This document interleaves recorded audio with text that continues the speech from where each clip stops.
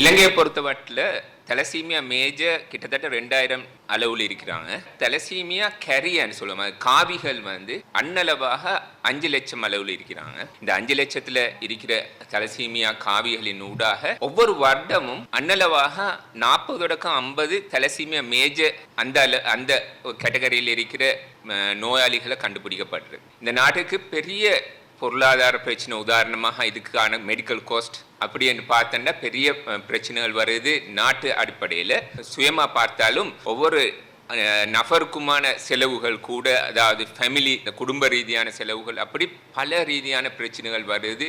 அவங்களோட மனதளவிலும் பாதிக்கப்படுகின்றார்கள். தாய் அல்லது கணவன் மனைவி 2 பேரும் காவிகளாக இருந்தால் குழந்தை தலசீமியா மேஜவா பிறக்கிறதுக்கான பெர்சன்டேஜ் அன்னளவா 25% இருக்கின்றது, 25%. இந்த நோயாளிகள் வராமல் தடுக்கிறதுக்கு நாங்கள் ஸ்கிரீனிங் செய்ய வேண்டியது.